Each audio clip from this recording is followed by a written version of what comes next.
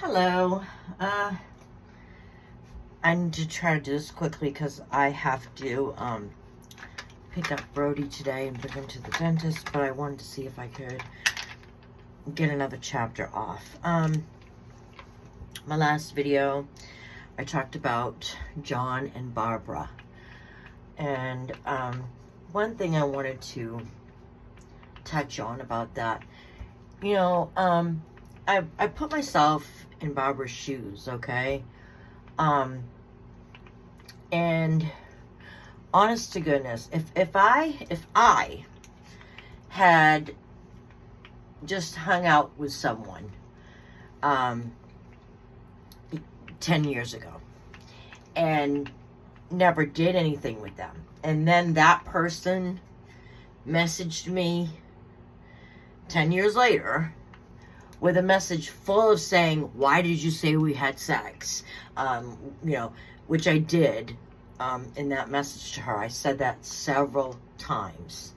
You know, saying if I wanted anyone to know, I would have not hidden you. You know, if someone had written that to me that I had never had sex with, there is no doubt in my mind, zero doubt, that I would say to that person, what the hell are you talking about? We never touched each other. I swear, I would definitely be, you know, questioning why he was saying things that we did that we never did. It just, that's the normal reaction to that. That is the normal reaction to that. And as I showed you all, she had zero reaction that looked like that at all. Zero denial, zero question as to why he'd be saying they did things that they never did. Which to me is as good enough as saying it happened. Honestly, would you, if someone said to you, why did you tell people we had sex? And you didn't? Wouldn't you say, we never had sex? Wouldn't you? I think so. I think most people would. You know, and then the other thing I want to say is, and I do want to ask Brian this, which, you know, I don't know that I ever did. Maybe I have, but if I have, I don't recall any answer. That, you know, that first when I called him and he finally answered, and then as soon as she started speaking, he hung the phone up. Well, you know, according to him, he wasn't alone with her. And he just did that because he didn't want me thinking he was with her. But isn't hanging up on me, doesn't that make you look guilty? Like you're trying to hide her from me? I mean, if there was nothing going on, why wouldn't you just be honest and say, hey, this is where I'm at, who I'm with, and let me talk to the stepdad. Have them both, you know, tell me the situation, not hang up on me and seem guilty. Right? Just what I mean. Just, you know, using your brain to just be like questioning these weird things.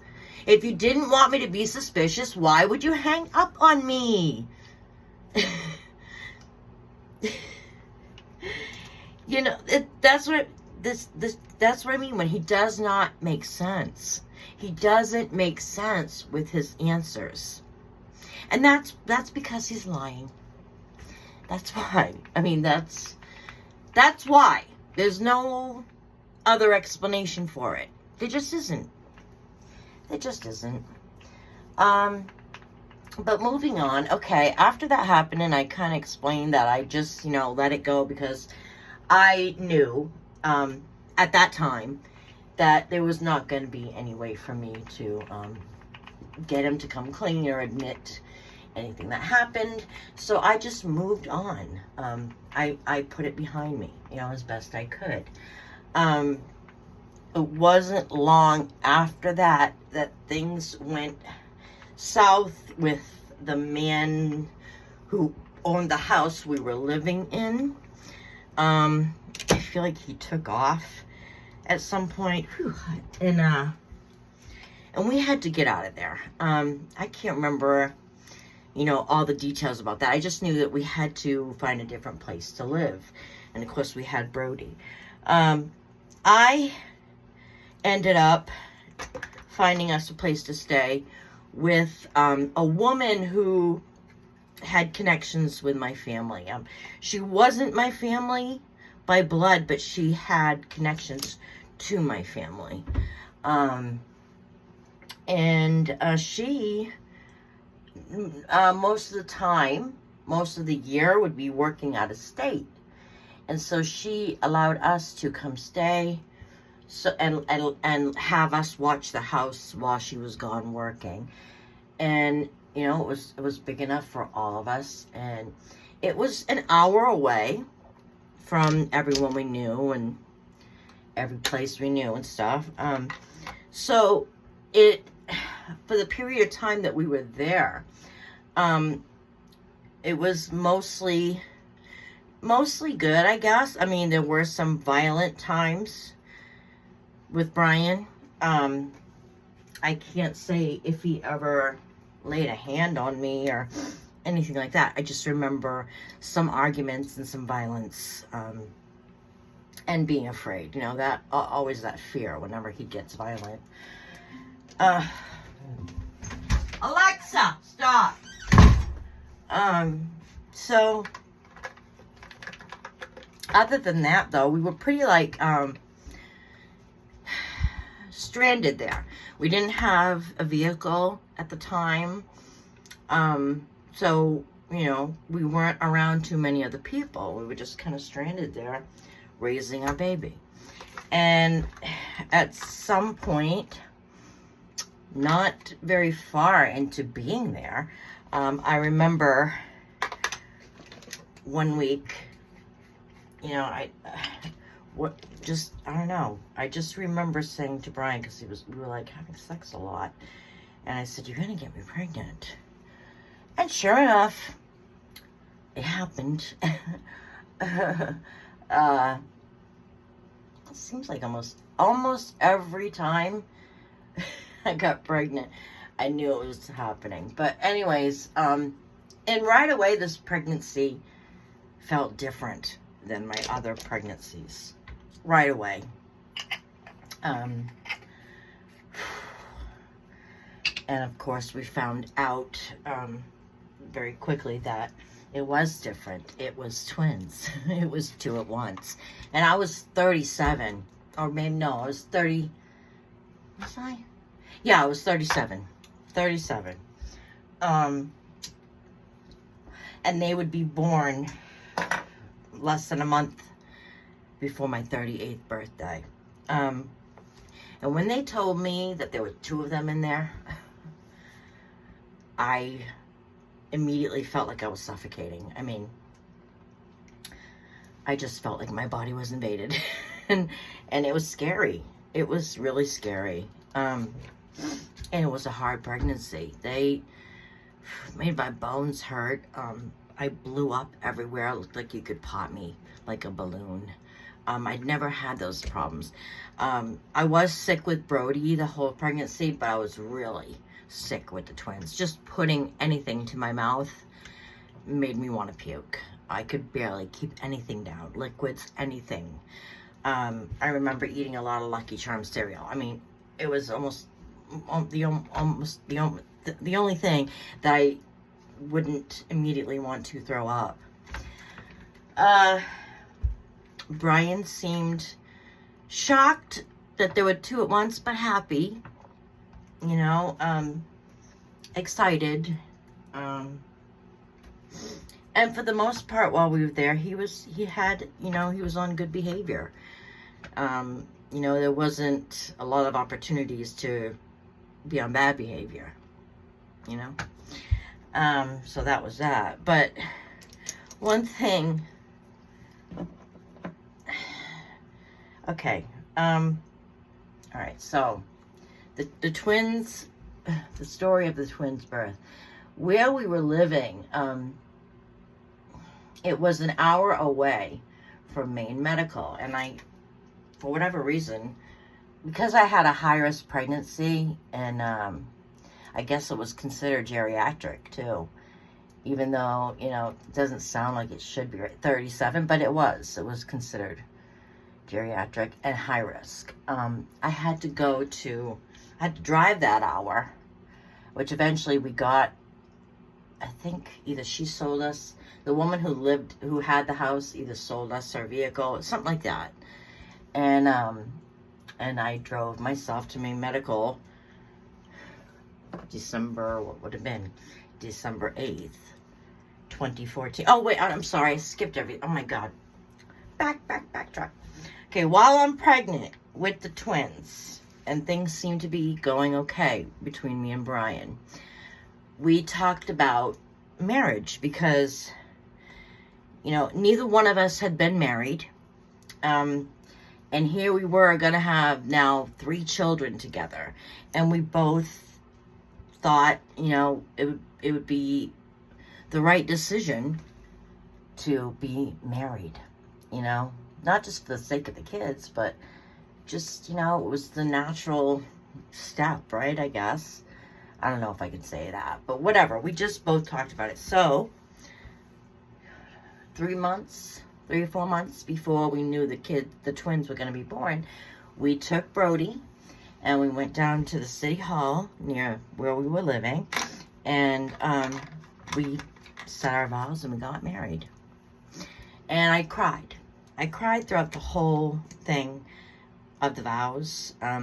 And I can honestly say that I was wondering if I was making the right choice. I think I was crying out of fear. I was afraid, you know. Of course I didn't say that, but that's the truth.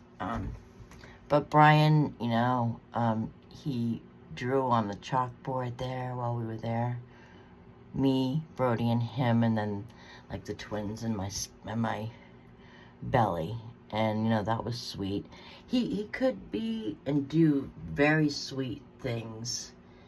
And I was hoping, truly hoping, that he would be true to his vow. And all the shit that, you know, he had done in the past, those days were over.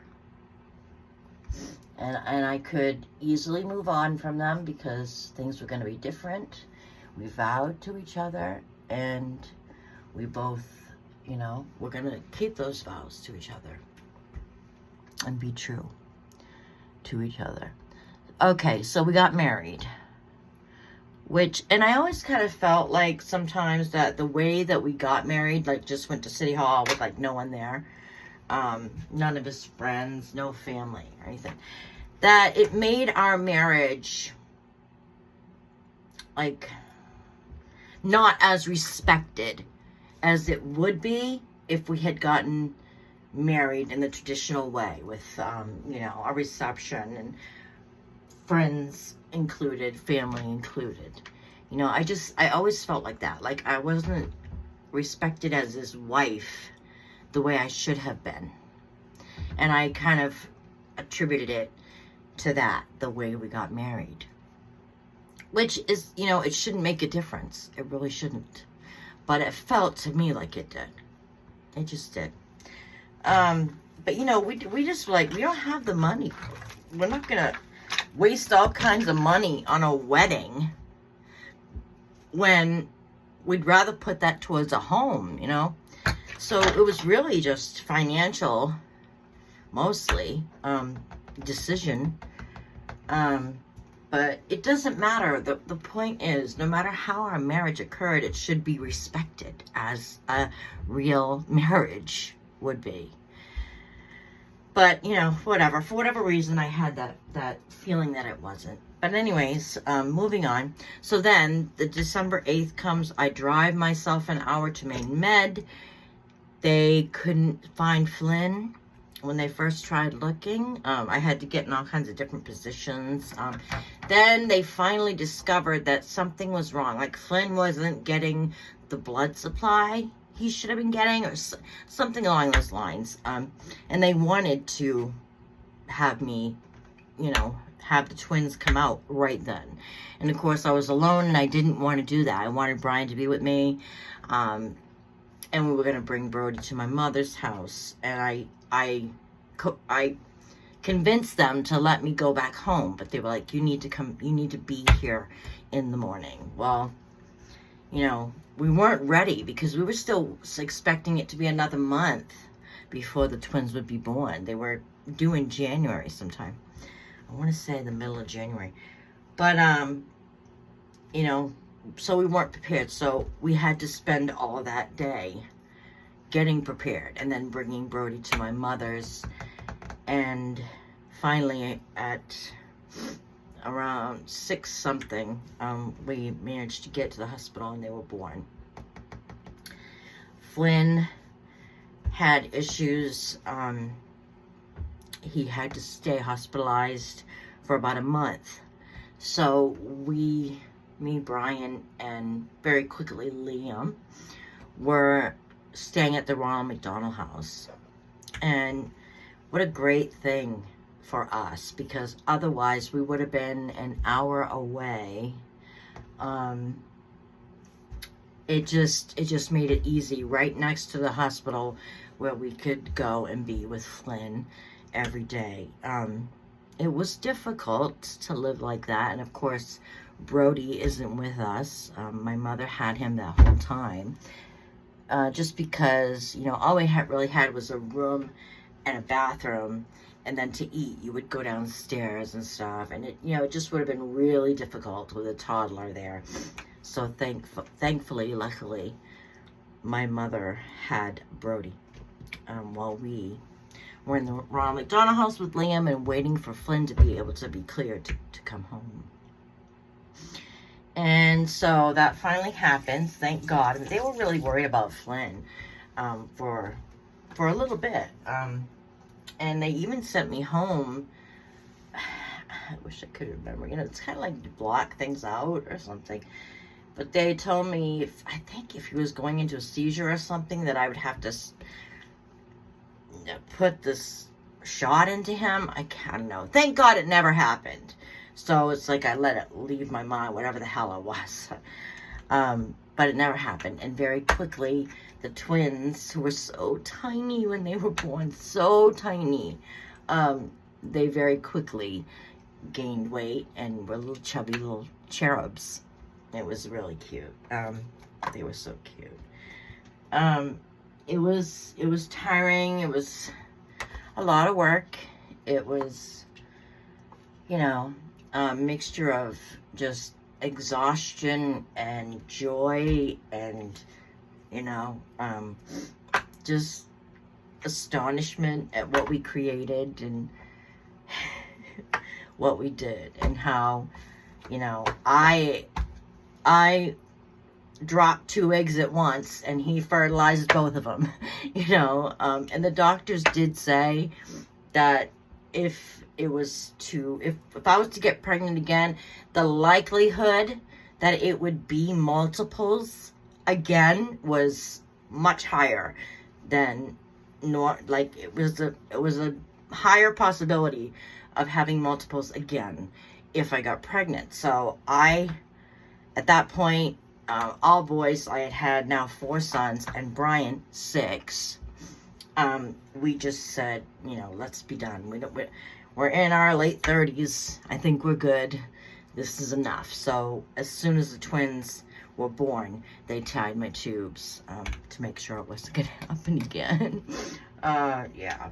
If I had let that happen again and then I had twins again, oh my God, I don't know.